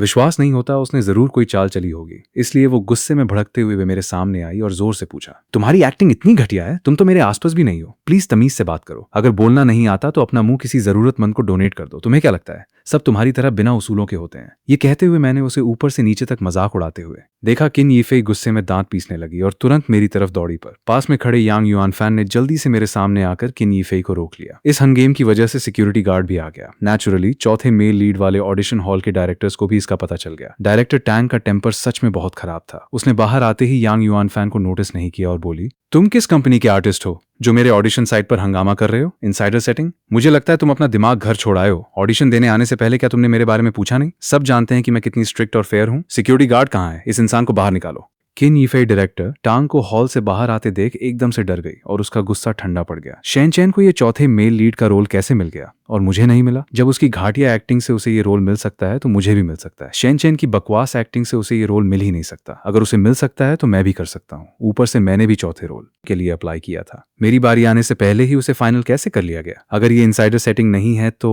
और क्या है? टांग यिंग ने ये सुना तो उसे रियलाइज हुआ कि वो सच में थोड़ी जल्दबाजी कर बैठी। मेन रीजन ये था कि शेनचेन ने इतना अच्छा एक्ट किया कि वो बिल्कुल स्क्रिप्ट का चौथा मेल लीड लग रहा था, इसलिए मैंने तुरंत फाइनल कर दिया और भूल गई कि पीछे कोई और भी ऑडिशन के लिए बचा है। अगर मुझे पता होता होता तो मैं आखिरी इंसान के ऑडिशन के बाद ही शेनचैन को फाइनल करती, तो ये सब बवाल नहीं होता। शेनचैन की इतनी अच्छी एक्टिंग देखकर मैंने जोश में आकर उसे तुरंत फाइनल कर लिया और भूल गई कि तुम भी बाकी हो। इसके लिए मैं माफी चाहती हूँ। हमने शेनचैन को चौथे मेल लीड के लिए फाइनल कर लिया है और ये चेंज नहीं होगा, पर तुम टेंशन मत लो, हम तुम्हें कंपनसेट करेंगे। तुम अपना ऑडिशन दे सकते हो। अगर तुम्हारी एक्टिंग सच में उससे अच्छी हुई तो मैं तुम्हें तीसरा मेल लीड दे दूंगी और अपनी अगली मूवी का सेकंड मेल लीड भी दे दूंगी। आखिर अगली मूवी का सेकंड मेल लीड भी काफी चैलेंजिंग है और इस मूवी के चौथे मेल लीड से भी बेहतर है। तुम्हें क्या लगता है? सबको लगा कि ये कॉम्पनसेशन तो बहुत ही बढ़िया है और सब समझ गए कि डायरेक्टर टैंग खुद की इज्जत बचाने की कोशिश कर रही है। किन यीफे ने ये सुनते ही हाँ में सर हिलाया। टांग यिंग ने फिर कहा, ठीक है, तो तुम अंदर आओ और ऑडिशन दो। सब लोग भी अंदर आ जाएं और देख लें कि क्या सच में कोई इनसाइडर सेटिंग है। मुफ्त का तमाशा देखने से मैं क्यों इनकार करता। इसलिए मैं भी चौथे मेल लीड के ऑडिशन हॉल में चला गया। किन यीफे ने पूरे कॉन्फिडेंस के साथ एक्टिंग शुरू की, पर रिजल्ट ये था कि उसकी एक्टिंग एकदम जीरो थी। वहां बैठे दर्शकों की तो छोड़ दो, टांग यिंग उसकी एक्टिंग देखकर और भी भड़क गई। सच में एक फ्रॉड है, मेरा कीमती वक्त बर्बाद कर दिया। मुझे लगा उसकी एक्टिंग शेन चेन से बेहतर होगी, पर 3 साल का बच्चा भी इससे अच्छा एक्ट कर लेगा। मैंने पहली बार इतनी घटिया एक्टिंग देखी है। तुम यहाँ ऑडिशन देने आने की हिम्मत कैसे कर सकते हो? मेरा वक्त बर्बाद किया। गार्ड्स, इसे बाहर निकालो। ये सुनकर सब जोर से हंस पड़े। किन यीफे इतनी बेइज्जती से छिड़ गया, मेरी एक्टिंग घटिया है। शेन चेन की एक्टिंग तो और भी ज्यादा घटिया है। तुमने उसे कैसे फाइनल कर लिया? पक्का इनसाइडर सेटिंग है उसकी। इन बातों ने टांग यिंग को और गुस्सा दिला दिया। उसने तुरंत मेरी ऑडिशन की वीडियो निकालकर बड़ी स्क्रीन पर सबके सामने चला दी। मेरी एक्टिंग देखकर सब लोग पूरी तरह से कन्विंस हो गए, सिर्फ किन यीफे। पहले कुछ सेकंड्स के लिए हैरान हुआ और फिर जोर से चिल्लाया, इम्पॉसिबल, ये शेन चैन नहीं हो सकता।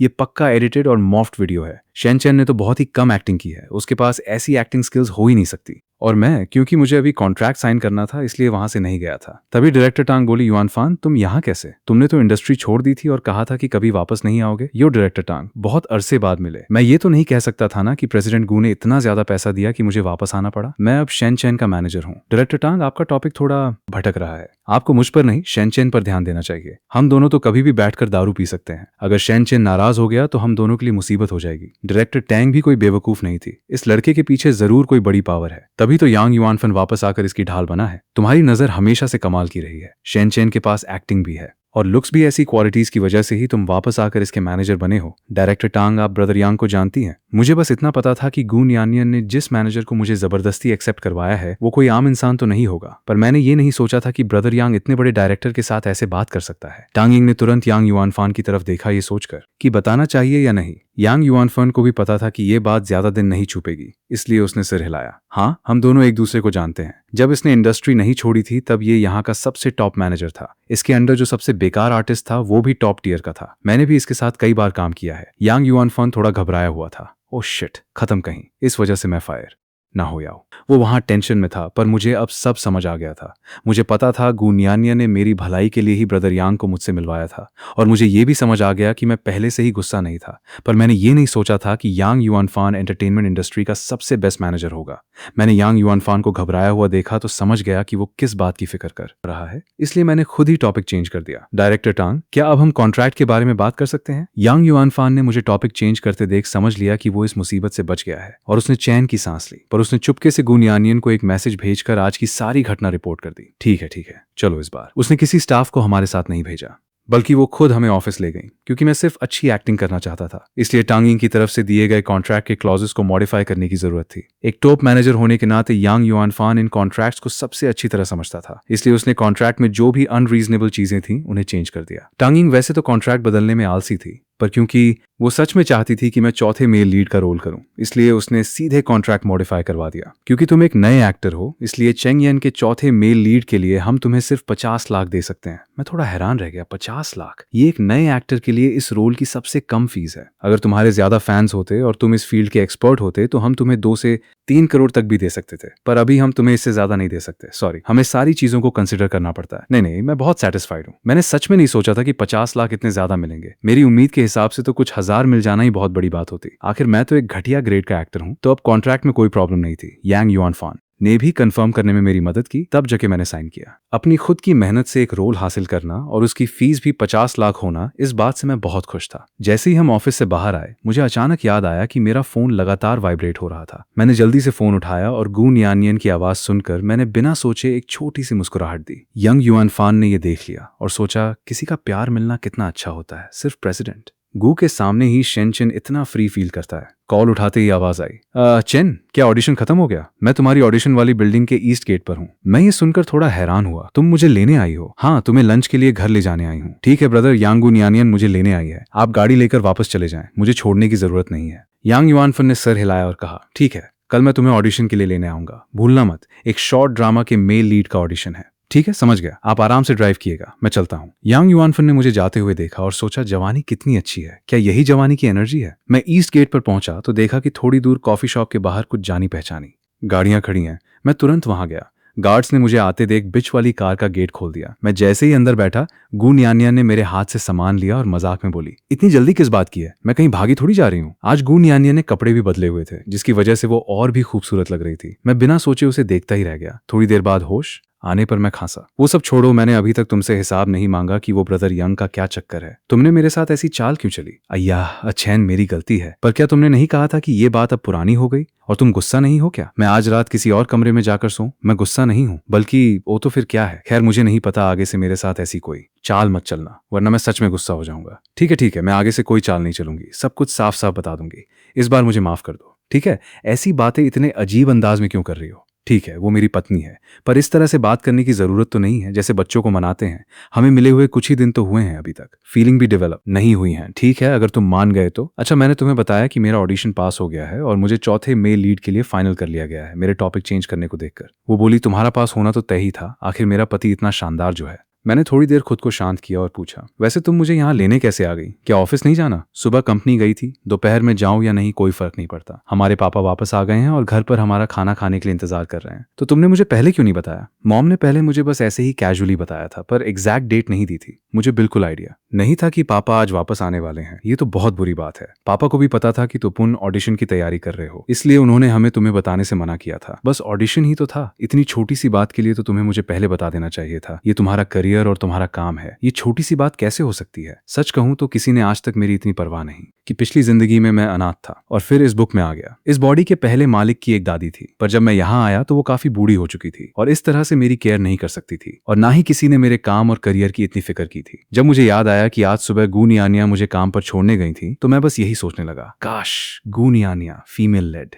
ना होती तो कितना अच्छा होता। जब मैं गू फैमिली के घर वापस आया, आचेन कैसा रहा? सब सक्सेसफुल रहा ना गुलिंघाई? हालांकि ज्यादा हंसते बोलते नहीं थे, पर उनकी तेज निगाहों में एक उम्मीद दिख रही थी। सब बहुत सक्सेसफुल रहा। आज तो कॉन्ट्रैक्ट भी साइन कर लिया है, बहुत अच्छा। मुझे पता था कि आचेन तुम जरूर कर लोगे। हमारी फैमिली में कभी इस फील्ड का कोई टैलेंट नहीं निकला। गुलिंघाई के चेहरे पर एक रेयर स्माइल आई, जिसने मुझे थोड़ा इमोशनल कर दिया। जब सबकी खुशी थोड़ी शांत हुई तो उन्होंने कहा, चलो चलो जल्दी से पहले खाना खा लेते हैं, फिर देखेंगे कि इन्होंने हमारे लिए क्या गिफ्ट्स लाए हैं। डिनर टेबल पर गू लिंघाई ने मुझे एक फाइल बैग दिया। हालांकि मैं हमेशा चीजें गू न्यान्या के सेफ में रखता था, पर मुझे थोड़ा प्रेशर फील होता था। इस बार फाइल बैग इतना मोटा नहीं था। मैंने चैन की सांस ली थी कि उन्होंने कहा, इसमें गू ग्रुप के 10% शेयर्स हैं, जो अब चैन तुम्हारे नाम पर ट्रांसफर कर दिए गए हैं। ओ माय गॉड, गू ग्रुप के 10% शेयर्स, उसकी कितनी कीमत होगी? ये तो कुछ ज्यादा ही बड़ा गिफ्ट दे दिया। लंच के बाद जब मैंने गू लिंघाई द्वारा लाए गए गिफ्ट्स देखे और गिफ्ट्स और फाइल बैग को गू न्यानियन के सेफ में रख दिया, तब जाके मेरे दिल को थोड़ी शांति मिली। जैसे ही मैं नीचे जाने के लिए मुड़ा, चैन तुम नीचे क्यों जा रहे हो? पापा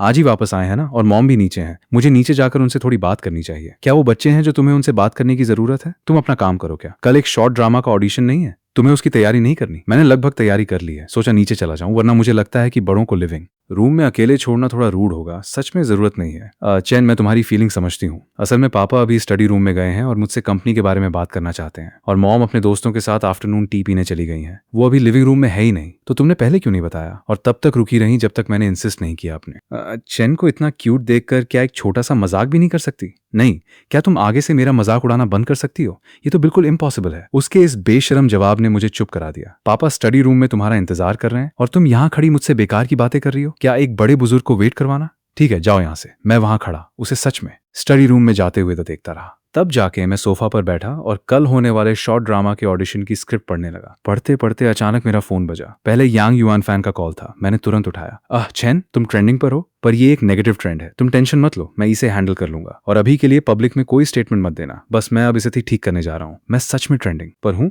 इतने सालों में डेब्यू करने के बाद मैं पहली बार ट्रेंडिंग पर था। हालांकि ये नेगेटिव ट्रेंडिंग थी, पर मैं सच में क्यूरियस था। मुझे लगा था कि मैं एक छोटा एक्टर हूँ तो ज्यादा अटेंशन नहीं मिलेगी, पर अनएक्सपेक्टेड रूप से पॉपुलैरिटी सच में काफी हाई थी। मैं टॉप सर्चेस में चौथे नंबर पर था। चेंग यान fix 18 line actor Shane chain, और ये सिर्फ एक ट्रेंडिंग टॉपिक नहीं था, पहले नंबर पर भी मेरे बारे में ही टॉपिक था। एक था किन यीफे का लाइव ब्रॉडकास्ट चेंग यान का डार्क सीक्रेट, और दूसरा था किन यीफे कहता है चेंग यान का रोल शेन चेन ने छीन लिया। और ट्रेंडिंग का दूसरा नंबर था चेंग यान का ऑडिशन कार, टंग यिंग ने आखिर तक इंटेग्रिटी मेंटेन नहीं की। मैंने इन सभी ट्रेंड्स पर क्लिक करके देखा, तब जाके मुझे समझ आया कि आधे घंटे पहले किन यीफे ने अचानक लाइव ब्रॉडकास्ट किया था और बातों बातों में इशारा किया कि चेंग यान का कास्टिंग प्रोसेस फेयर नहीं है। हर एक सेंटेंस पब्लिक को मिसगाइड करने के लिए था। कुछ ही देर में उसके फैंस मेरे और टांग यिंग के अकाउंट्स पर आकर कमेंट्स करने लगे, पर टांग यिंग एक बड़ी डायरेक्टर थी, इसलिए कई मीडिया आउटलेट्स ने उसके और चेंग यान टीम के अकाउंट्स को फॉलो किया हुआ था। तो मीडिया को भी इस हॉट टॉपिक का पता चल गया और उन्होंने भी ट्रेंड को फॉलो करते हुए इस पर आर्टिकल्स लिखने शुरू कर दिए। मैंने कई कमेंट्स देखे जिनमें से ज्यादातर किन यीफे के फैंस थे जो उसके लिए आवाज उठा रहे थे और आम लोग बस देख रहे थे। पर जिन लोगों ने उसकी एक्टिंग देखी थी उन्होंने कमेंट्स किए कि तुम्हारी एक्टिंग इतनी बेकार है कि जिसकी एक्टिंग तुमसे भी खराब होगी वो कितना खराब होगा। कुछ सेंसिबल कमेंट्स भी। तो मुझे तुम्हारी बातों पर बिल्कुल भरोसा नहीं है क्या? बड़े डायरेक्टर में खुद जजमेंट करने की कोई क्षमता नहीं है कि इतनी बड़ी फिल्म में तुमसे भी बुरी एक्टिंग वाले को कास्ट कर लेंगे? मैं तुम्हें और कुछ नहीं कहना चाहता, तुम्हारी उस बेकार एक्टिंग के साथ तुम ऑडिशन देने गए, इसीलिए तुम्हें रोल नहीं मिला और अब तुम चेंग यान के नाम पर अटेंशन पाने की कोशिश कर रहे हो। बस सब चले जाओ, ये सिर्फ अटेंशन सीख कर रहा है। इन सब से मुझे कोई फर्क नहीं पड़ा, पर उस वक्त किन यीफे भी ये कमेंट्स पढ़ रहा था और गुस्से से पागल हो रहा था। कोई मेरे बारे में ऐसा कैसे कह सकता है? मैं भी तो विक्टिम हूँ। उसे सच में समझ नहीं आ रहा था। मुझे नहीं पता था किन यीफे का क्या रिएक्शन था। किन यीफे के फैंस ना सिर्फ मेरे अकाउंट पर कमेंट कर रहे थे बल्कि मुझे बहुत सारे प्राइवेट मैसेजेस भी भेज रहे थे। उन सब नेगेटिव मैसेजेस के बीच मुझे फाइनली एक अपने फैन का मैसेज मिला जिसने मुझे स्पेसिफिकली कंफर्ट करने के लिए मैसेज किया था। चेन, कोई तुम्हारे बारे में बुरी बातें कह रहा है, मेरा तो दिमाग खराब हो रहा है, मैं अभी जाकर उनको सबक सिखाती हूँ। ये मैसेज उसने मुझे 20 मिनट पहले भेजा था। नहीं, तुम्हारा धन्यवाद, मेरा मैनेजर इस सब को हैंडल कर लेगा, तुम इन सब में मत पड़ो। मैंने क्यूरियोसिटी से उस फैन की प्रोफाइल चेक की तो देखा कि वो हर जगह मेरे लिए बोल रही थी और किन यीफे के अकाउंट पर जाकर आर्ग्यू कर रही थी। हर बार रिफ्रेश करने पर नए कमेंट्स थे। मैं सच में उसकी स्ट्रॉन्ग फाइटिंग स्पिरिट देखकर इंप्रेस हो गया था। वाकई किसी को भी एंटरटेनमेंट इंडस्ट्री के फैंस से पंगा नहीं लेना चाहिए, और शायद वो फैन मेरी हेल्प करने में इतनी बिजी थी कि उसने मेरे मैसेजेस पढ़े ही नहीं। पर किन यीफे ने फाइनली वो कमेंट्स देख ही लिए। किन यीफे गुस्से से पागल हो रहा था। उस वक्त दूसरी तरफ यांग युआनफान टंग यिंग को कॉल कर रहा था। टंग यिंग को इस इंसिडेंट का पहले ही पता चल चुका था और उसने यांग युआनफान की कॉल सुनकर चेंग यान की टीम से शेन चेन और किन यीफे की ऑडिशन फुटेज रिलीज करने को कहा। युआनफान, सच सच बताओ, शेन चेन के पीछे कौन है जिसने तुम्हें वापस लाने के लिए इतना मेहनत करने पर मजबूर कर दिया? ठीक है, धन्यवाद वार्न करने के लिए। उसके बाद उसने कॉल कट करके टीम से कहा कि ऑफिशियल मीडिया पर सब क्लियर करने के लिए ऑडिशन हॉल की सारी फुटेज पोस्ट करें। मीडिया ने इसको देखा और रिपोर्ट करना शुरू कर दिया। जल्दी ही चेंग यान प्रोडक्शन टीम की स्टेटमेंट भी टॉप सर्च टर्म्स में आ गई। जिस किसी के पास भी आंखें थीं वो वीडियो देखकर समझ सकता था कि शेन चेन की एक्टिंग किन यीफे से 1000 गुना बेहतर है। और इसके अलावा जो लोग उस दिन ऑडिशन पर थे उन्होंने भी गवाह बनकर आगे आना शुरू कर दिया। सिचुएशन चेंज हो गई और लोग किन यीफे को उसकी बेवकूफी के लिए क्रिटिसाइज करने लगे। क्या तुम अंधे हो? फुटेज रिलीज हो गई है पर तुम्हें लगता है ये नकली है और इसमें कुछ गेम है? मैं बस एक ही सवाल पूछना चाहता हूँ कि ये मानना इतना मुश्किल है कि दूसरे की एक्टिंग तुमसे बेहतर है? किन यीफे के हार्डकोर फैंस ने भी उसे सपोर्ट करना छोड़ दिया और उनमें से कुछ ने मेरे वेइबो अकाउंट पर आकर माफी मांगी। किन यीफे इस अचानक हमले पर डाउट और गुस्से में पागल हो गया। ठीक इस वक्त उसके नए मैनेजर मेंग शुहेंग का कॉल आया। मेरे बाप, मैं हाथ जोड़कर कहता हूँ, थोड़ा दिमाग लगा लिया करो। मैं तुझे मना कर रहा था ना लाइव आने के लिए। तू डायरेक्टर टैंग और चेंग यान की टीम से पंगा नहीं ले सकता। तुझे पता है उस प्रोजेक्ट में कितने बड़े लोगों की इन्वेस्टमेंट है और डायरेक्टर टैंग के कितने अच्छे कनेक्शंस हैं। अब क्या हुआ? एक भी रोल हाथ नहीं लगेगा। हमने तुझे एक आइडल ड्रामा के मेन लीड के लिए सेट कर लिया था, पर तुम्हारी इस स्टूपिड हरकत की वजह से अगर तू प्रेसिडेंट कियान की रिकमेंडेशन नहीं होता ना तो मैं कंपनी से तेरा कॉन्ट्रैक्ट कैंसिल करने को बोलता। अब लोगों ने मुझे कॉल करके बोल दिया है कि वो तुम्हें नहीं चाहते। वो वीडियो कंफर्म फेक है। शेन चेन मुझसे बेहतर एक्टिंग कर ही नहीं सकता। इतने सारे लोगों को वो वीडियो फेक नहीं लगा तो इसका मतलब ये है कि सब गधे हैं और बस तू ही स्मार्ट है। जो इंटरनेट पे लोग बोल रहे हैं ना कि एक्सेप्ट कर लो कि वो तुमसे बेहतर है, वो बिल्कुल सच है। उसकी एक्टिंग इतनी नेचुरल है कि तुम कोई एक ऐसे वीडियो बना के मुझे दिखा दो। किन यीफे का चेहरा लाल पड़ गया। तब जाके उसने विश्वास किया कि शेन चेन के पास सच में एक्टिंग स्किल्स है। मैंने एक टेम्पलेट सेंड किया है, तू उस टेम्पलेट को यूज करके ऑनलाइन माफी मांग। हालांकि सब गुस्सा है पर उसके पास कोई ऑप्शन नहीं था, इसलिए उसने वही टेम्पलेट कॉपी किया और ऑनलाइन माफी मांग ली। पर किसी ने रिप्लाई नहीं किया उसकी माफी पर। ऐसा लग रहा था कि वो बस खुद से ही बात कर रहा हो। किन यीफे ऑब्वियसली बहुत एम्बैरेस्ड फील कर रहा था और जो फैंस उससे अलग हो चुके थे और आम लोग भी उस पर फिंगर पॉइंट कर रहे थे। किन यीफे कंट्रोल नहीं कर पाया और जैसे ही आर्ग्यूमेंट बैक करने वाला था, ऑनलाइन देखो मत, माफी मांग ली है। अगर मैंने तुम्हें दोबारा ऑनलाइन देखा ना, मैं सच में सपोर्ट नहीं करूंगा बल्कि कंपनी को बोलकर तेरा कॉन्ट्रैक्ट टर्मिनेट करूंगा और अगर नहीं हुआ तो मैं तुझे साइडलाइन करवा दूंगा। अपना देख लेना, लोग अभी ही मुझे इतना डिस्कस कर रहे हैं। अगर कैंसिल या साइडलाइन किया तो मैं पूरा खत्म हो जाऊंगा। पर किन यीफे अपना फोन बार बार चेक करता रहा कि ऑनलाइन क्या चल रहा है। वही दूसरी तरफ मैंने डायरेक्टर टैंग और क्रू को फॉलो नहीं किया था। मुझे नहीं पता था कि उन्होंने कोई क्लैरिफिकेशन इशू किया है और रियल वीडियो भी रिलीज कर दी है। मैंने सिंपली देखा कि मेरे फैंस काफी शांत हो गए थे और तभी मुझे फैन का मैसेज आया, चेन चेंग यान, टीम ने मैसेज इशू किया है। तुम्हारी इतनी अच्छी एक्टिंग देख के किन यीफे अभी तक सोचता है ये वीडियो नकली है। पता नहीं उसके ब्रेन में इशू है क्या। तब जाके मुझे समझ में आया कि ग्रुप में नोटिस रिलीज किया गया है। शायद ब्रदर यांग ने वहां के लोगों से कांटेक्ट किया था। मैं रिप्लाई करने ही वाला था कि मुझे दूसरा मैसेज आया, चैन तुमने मैसेज भेजा था, मैं पढ़ नहीं पाई, मैं देख सकती हूँ। सीन सॉल्व हो गया है। सच में लोगों के पास ब्रेन नहीं होता। किन यीफे ने जो बोल दिया ब्लाइंडली सुन लिया। थैंक्स मेरे लिए। डिफेंड करने के लिए तुमको इतना फॉर्मल होने की नीड नहीं है। तुम मेरे आइडल हो। मैं मेरे बॉस के पास जराई हूँ वर्क के लिए। चैन अभी बैड में बैट करते हैं, मैं जल्दी से रिप्लाई करता हूँ। थैंक यू तुम्हारे हार्ड वर्क के लिए। वह सच में बहुत ही हैंडसम है। कितना अच्छा लग रहा है। मुझे जाके सब्सक्राइब करना पड़ेगा। ऑनलाइन डिस्कशंस का अचानक शिफ्ट देखकर किन याइफे गुस्से से बिल्कुल अंधा हो गया, पर उसे कुछ भी रैश स्टेप लेने की हिम्मत नहीं हुई। डर था कि उसका मैनेजर सच में कॉन्ट्रैक्ट खत्म ना कर दे, इसलिए बस चुपचाप देखता रहा कि आम लोग मेरे बारे में कितनी अच्छी बातें बोल रहे थे। उसके बाद काफी लोगों ने मेरी प्रीवियस परफॉर्मेंसेस भी देखना शुरू कर दी और उन्हें भी अच्छा लगने लगा। उन मेकअप आर्टिस्ट को पीटना चाहिए। उनका क्या स्किल सेट है जो इन सुपर हैंडसम फीचर्स को इतना अगली बना दिया। मीडिया भी अब इस सिचुएशन को मिल्क आउट करने की कोशिश कर रहा था। सब ये ढूंढने में लगे थे, आखिर शेन चेन है कौन। 1 मिनट पहले ही मैंने पानी पिया था। मुझे लगता था कि शेन चेन एक दिन अपने गॉड गिफ्टेड फीचर्स और एक्टिंग स्किल्स के कारण जरूर फेमस होगा, पर इस तरह फेमस होना अनएक्सपेक्टेड था। समझ में ही नहीं आ रहा। बस ऑडिशन की छोटी सी वीडियो ने सबकी अटेंशन ग्रैब कर दी है। शेन चेन सबसे ज्यादा स्मूथ आर्टिस्ट है जिसके साथ मैंने आज तक काम किया, और उसको फेमस बनाना बहुत आसान है। उधर मुझे भी यांग युआन फैन का कॉल आया। मैं शॉक था कि वो क्यों कॉल कर रहा है मेरे बारे में। ऑनलाइन नेगेटिव कमेंट्स का इशू ठीक हो चुका है ना, कुछ नया सीन क्रिएट हो गया। चेन तुम बहुत पॉपुलर हो चुके हो। तुम्हारा टॉप ट्रेंडिंग में हैशटैग चल रहा है जिसमें God gifted face title use कर रहे लोग, और फैंस की काउंट अचानक तेजी से इंक्रीज हो रहा है।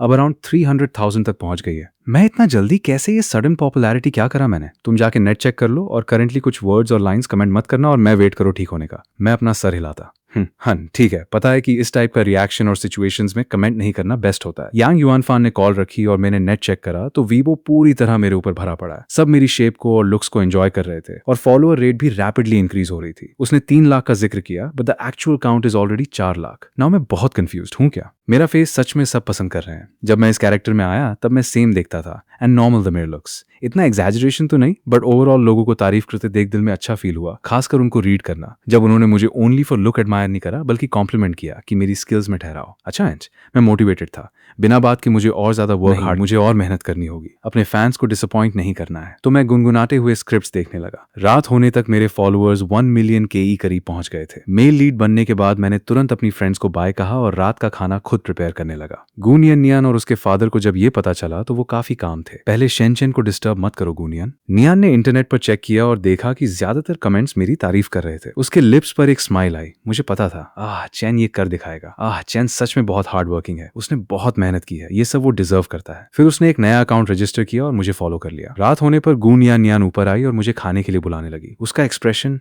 नॉर्मल था। मुझे नहीं पता था कि आज रात मेरे लिए सेलिब्रेशन होने वाला है। मैं जल्दी से गुनियन नियान के साथ नीचे गया। नीचे जाते ही लैंशू ने मुझे हक कर लिया। हमारा आहचैन आखिरकार सभी को दिख गया। मेरी ओल्ड फ्रेंड्स जो आज आफ्टरनून टी पर मिली थी वो कितनी जेलस थी मुझसे। गुलिंगहाई ने स्माइल करते हुए कहा, आचन तुम आ गए, चलो खाना खाते हैं। तुम्हारी मम्मी ने खुद रात का खाना बनाया है। नियान नियान ने भी हेल्प की है। मेरी आंखें फिर से वेट हो गई। दोपहर को खाने के टाइम पर सेलिब्रेशन गुलिंगहाई का होना चाहिए था, पर मेरा ऑडिशन सक्सेस सेलिब्रेट होने लगा तो मैंने जल्दी से थैंक यू कहा। Thank you mummy, thank you पापा। मैं मुड़कर गु नियान नियान को थैंक यू कहने वाला था पर रुक गया। तुम अपनी वाइफ को थैंक यू क्यों नहीं कहते। मैं एक्चुअली उसका नेम लेना चाहता था, पर गु मम्मी के सामने मैंने पहले ही गु नियान नियान को वाइफ बोल दिया था। अब अगर फुल नेम लूंगा तो उन्हें डाउट होगा, पर अगर बिना सर नेम के नियान नियान बोलूंगा तो थोड़ा वियर्ड लगेगा। तो उन्होंने पहले डाइनिंग रूम में जाकर हमारे लिए स्पेस छोड़ दिया। चलो चलो जल्दी खाना खाने चलो, यहाँ क्या खड़े हो। गु नियान नियान ने मेरी नर्वसनेस पर ध्यान नहीं दिया। बस उसने एक लाइट स्माइल की और डाइनिंग रूम में चली गई। गु नियान नियान के जाने के बाद मैं डाइनिंग रूम के बाहर थोड़ी देर रुका, फिर अंदर गया। सभी ने टॉपिक चेंज कर दिया था और कोई मेरी तरफ नहीं देख रहा था, तो मैं रिलैक्स हो गया। मुझे लगा था कि मेरे फॉलोअर्स अब नहीं बढ़ेंगे, पर जब मैं उठा और फोन देखा तो फॉलोअर्स 4 मिलियन क्रॉस कर चुके थे। मैं फिर से शॉक हो गया। इंटरनेट पर लुक्स ऑब्सेसिव सच में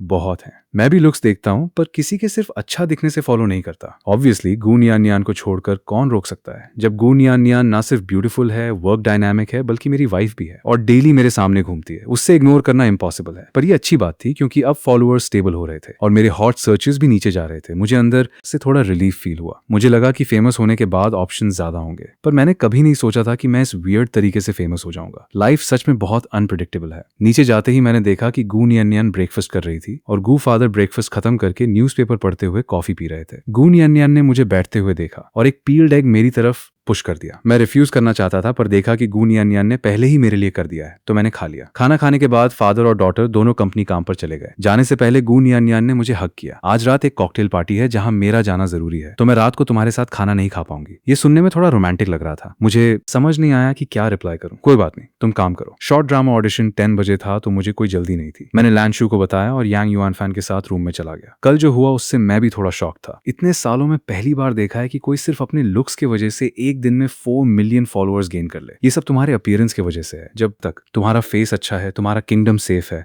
चैन, ये फैंस तुम्हें कम से कम 10 साल तक एंटरटेनमेंट इंडस्ट्री में टॉप पर रखेंगे। मुझे ये थोड़ा एग्जैजरेटेड लगा। बस एक फेस ही तो है, मुझसे भी अच्छे दिखने वाले लोग हैं। मुझे क्यों लगता है कि ये फैंस जल्द ही किसी और पर शिफ्ट हो जाएंगे। चैन, तुम्हारा सेल्फ परसेप्शन अभी भी क्लियर नहीं है। मैं गारंटी के साथ कह सकता हूँ कि फैंस की आंखों में तुमसे ज्यादा हैंडसम कोई नहीं है और तुम्हारे फेस का कोई रिप्लेसमेंट नहीं है। तुम्हें क्या लगता है कि कोई भी रैंडम पर्सन इतना प्रेज पा सकता है? इंटरनेट के लोगों की चॉइस बहुत शार्प होती है। मुझे अभी भी लग रहा था कि ये थोड़ा ज्यादा है, पर किसको तारीफ सुनना पसंद नहीं होता। तो मैंने स्माइल करते हुए कहा, यांगे मजाक मत करो, मुझे सच में लगता है कि तुम एग्जैजरेटेड हो रहे हो। मुझे तो शर्म आ रही है। यांग युआन फैन ने फिर सीरियस बात की। अब फॉलोअर्स का काउंट स्टेबल हो गया है और तुम्हारे हॉट सर्चेस भी कम हो गए हैं। तुम एक पोस्ट कर सकते हो सभी के सपोर्ट के लिए। वैसे एक छोटा वीडियो पोस्ट करना बेस्ट रहेगा। टेक्स्ट मैसेज थोड़ा फॉर्मल लग सकता है। मैंने मोबाइल कैमरा अपनी तरफ किया और एक वीडियो रिकॉर्ड किया। हेलो एवरीवन, मैं शेनचेन हूं, आप सभी के सपोर्ट के लिए थैंक यू सो मच। फिर मैंने ये वीडियो अपने अकाउंट पर पोस्ट कर दिया। ओ माय गॉड, स्क्रीन पर तो जैसे बॉम्ब फट गया। हेल्प, अब मुझे कोई नहीं रोक सकता। ये कमेंट एक ही मोमेंट में टॉप पर चला गया। ऐसे हजारों कमेंट्स आने लगे। हम दोनों शॉक थे। फिर हॉट सर्चेस चेक किए। Top tier visual Shenzhen post dynamic. ये टॉपिक इंस्टेंटली टॉप पोजीशन पर ट्रेंड करने लगा। ये कितना क्रेजी इम्पैक्ट था। यांग युआन फैन ने जल्दी से मेरा प्रोफाइल खोला। मेरे फॉलोअर्स फिर से फास्ट स्पीड से बढ़ने लगे। ये देखकर मुझे समझ नहीं आया कि क्या बोलूं। ना सिर्फ मेरे मैसेजेस बढ़ रहे थे, बल्कि यांग युआन फैन के वेइबो मैसेजेस भी ओवरफ्लो हो रहे थे। बहुत से मीडिया आउटलेट्स मुझे एक्सक्लूसिव इंटरव्यू के लिए मैसेज कर रहे थे।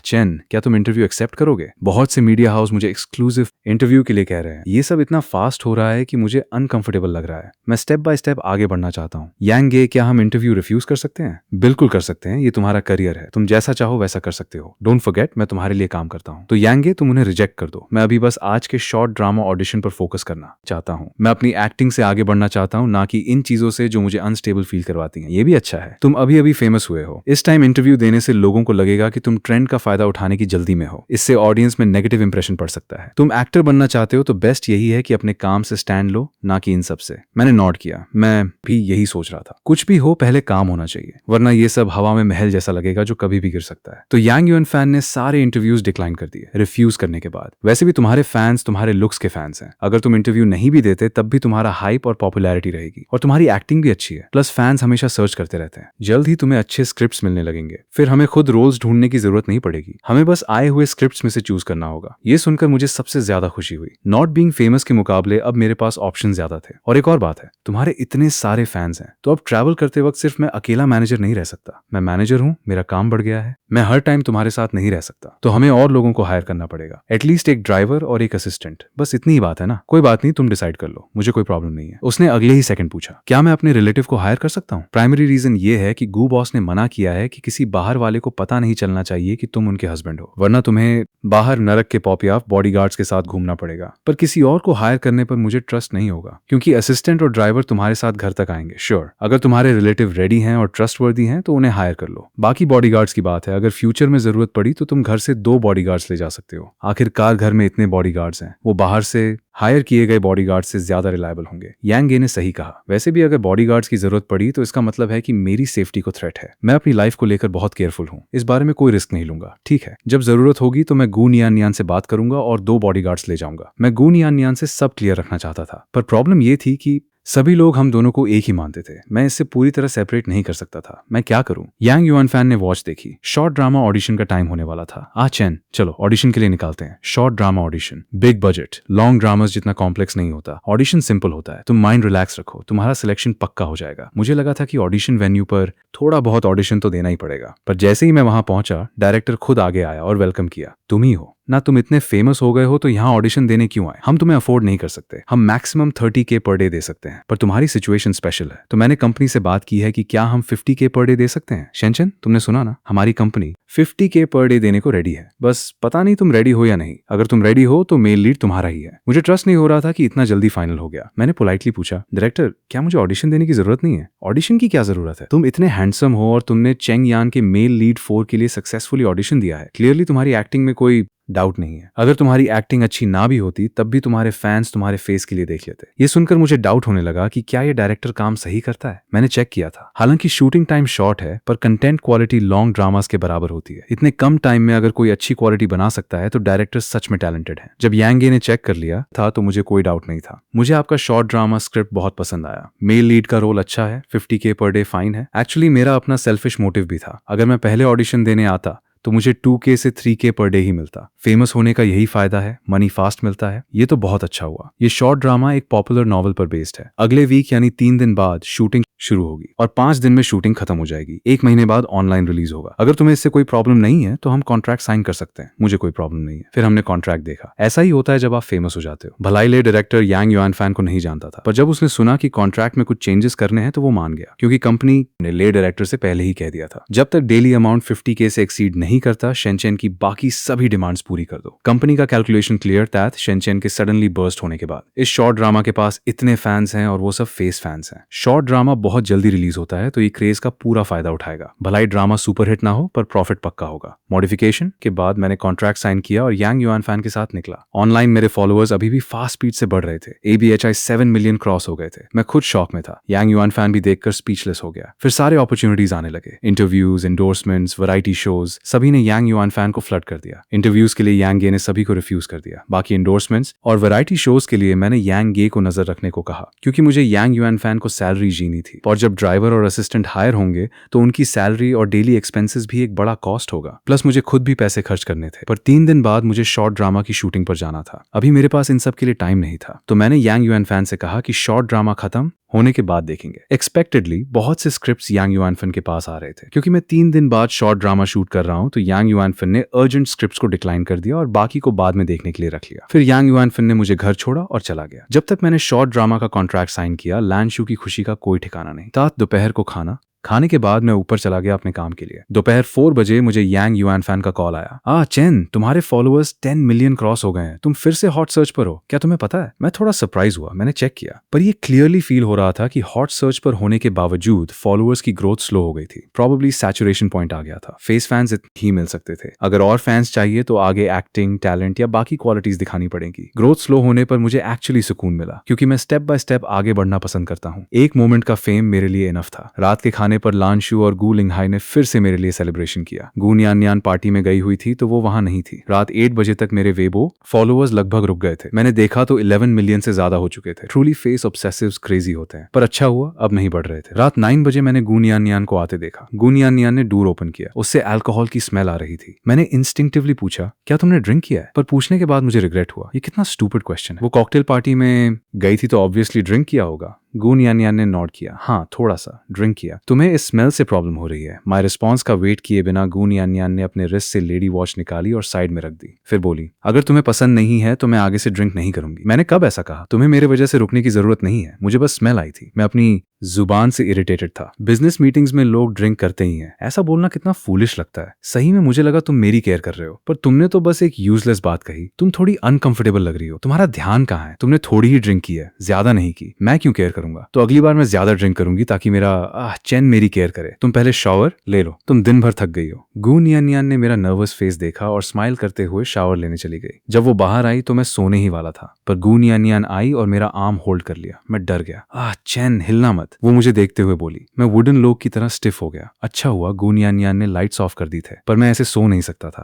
टर्न भी नहीं ले सकता था। बहुत अनकंफर्टेबल था और वो इतनी पास थी, उसकी फ्रेग्रेंस मेरी हार्ट बीट फास्ट कर रही थी। मैं सो नहीं पा रहा था। मुझे अचानक याद आया, मम्मी ने कहा था कि तुम 3 दिन बाद सेट पर जाओगे। शूटिंग 5 डेज चलेगी, मतलब तुम 5 डेज बाहर रहोगे। मेरा हार्ट बीट इतना फास्ट था कि मैं इंटरप्ट नहीं कर सकता था। हमारे बीच अभी अभी थोड़े फीलिंग्स डेवलप हुए थे और हम फिर से सेपरेट होने वाले हैं। पर ये सुनकर मेरा माइंड ब्लैंक हो गया। तुम कुछ भी बोल सकती हो। हमारे बीच कब फीलिंग्स आई? गू नियान नियान को मेरे आंसर का वेट नहीं था। उसने बस मेरे ईयर के पास स्माइल किया और टॉपिक चेंज कर दिया और मुझे हॉट एंड साइलेंट छोड़ दिया। ये कितनी बैड वुमन है, ऐसे कैसे टीज कर सकती है? डेली टीज करती है, अब रात को भी कर रही है। उसने टॉपिक चेंज किया। चैन, क्या ऐसा है कि जब तक मैं कॉल ना करूं तुम मुझे कॉल नहीं करोगे? मुझे समझ नहीं आया कि क्या रिप्लाई करूं, तो मैंने ब्राउ फ्राउन किया। तुम्हारा क्या मतलब है? मुझे समझ नहीं आया। क्या तुमने नोटिस नहीं किया कि आज पूरे दिन मैंने तुमसे कांटेक्ट नहीं किया? इन दिनों मैंने किस दिन तुम्हें कॉल नहीं किया? मैंने डेफिनेटली नोटिस किया था, पर नोटिस करने का मतलब ये नहीं था कि कुछ बोलूं। प्लस मुझे बहुत से लाइंस मेमोराइज करने थे। सोचते सोचते मैं भूल गया, मेरा माइंड मैश हो गया था। मुझे समझ नहीं आ रहा था कि हाँ बोलूं या ना। अगर मैं कॉल नहीं करती तो तुम भी नहीं करते। तुम वापस आ गए हो तो तुमने पूछा भी नहीं कि मैं दिन भर क्या कर रही थी। मैंने तुम्हें एक कॉल तक नहीं किया। ओह गॉड, क्या मुझे हेलुसिनेशन हो रहा है? उसकी काम और जेंटल वॉइस में थोड़ा ग्रीवेंस क्यों लग रहा है? क्या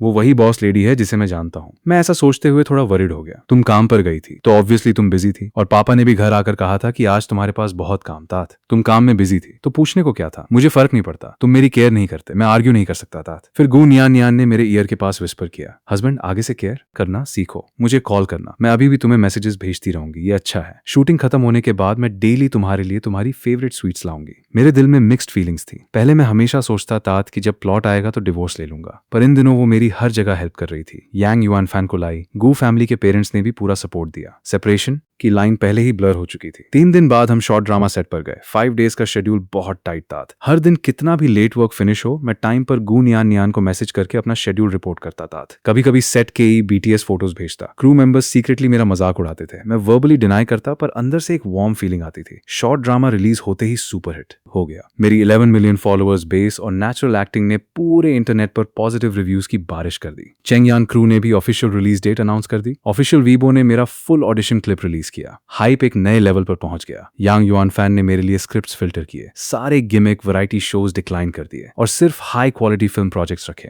डेडिकेटेडली सेट पर अपनी एक्टिंग स्किल्स पॉलिश कर रहा था। दूसरी तरफ केन यीफे के द्वारा रूमर स्प्रेड करने के कॉन्सिक्वेंसेस फुल्ली लैंड हो गए। उसकी अनऑथराइज्ड लाइव स्ट्रीम और रूमर्स की वजह से इंडस्ट्री के सभी क्रूज ने उसे ब्लैकलिस्ट कर दिया। उसके रिमेनिंग एंडोर्समेंट्स कैंसिल हो गए। फैंस ने मास अनफॉलो किया। अब वो सिर्फ लो बजट वेब ड्रामाज में माइनर रोल्स करने के लिए मजबूर थी। उसकी पॉपुलैरिटी पूरी तरह ड्रॉप हो गई। अब उसके पास मुझसे compete करने की कोई कैपेबिलिटी नहीं थी। वो फाइनली क्वाइट हो गई। अब कोई कंपैरिजन नहीं करती थी, बस छोटे रोल्स करके एक्टिंग रिफाइन कर रही थी। ये उसके इंपल्सिव नेचर का एक माइल्ड पनिशमेंट था। फेमस मूवी क्वीन शाओ टियनलन ने मेरे साथ एक क्लीन और friendly senior junior relationship maintain किया। वो फ्रीक्वेंटली एक्टिंग टिप्स शेयर करती थी। लेटर एक suitable dual male lead script के लिए उन्होंने मुझे को स्टार के रूप में रेकमेंड किया। हम इंडस्ट्री में एक दूसरे को सपोर्ट करने वाले अच्छे फ्रेंड्स बन गए। आधे साल बाद चेंगयन रिलीज हुआ। मैंने मेल लीड 4 का रोल प्ले किया था। फिल्म ने बहुत सारे अवार्ड्स जीते। अवार्ड सेरेमनी के दिन गू नियान नियान अपने पेरेंट्स गू लिंग हाई और लैन शू के साथ ऑडियंस में बैठी थी। उसकी आईज मजा मेरे पर ही टिकी हुई थी। मैंने अवार्ड ट्रॉफी को टाइटली होल्ड किया। मैं अपने एक्टिंग ड्रीम को बिना किसी टेंशन के परस्यू कर पा रहा हूँ, क्योंकि मेरी वाइफ गू नियान नियान और मेरे पेरेंट्स का अनकंडीशनल सपोर्ट और लव मेरे साथ है। पहले मैं हमारे बीच के डिस्टेंस को लेकर हमेशा कंफ्यूज रहता था, पर अब मुझे समझ आया कि बेस्ट डेस्टिनी किसी प्री रिटन स्क्रिप्ट को फॉलो करना नहीं होता, बल्कि दो लोगों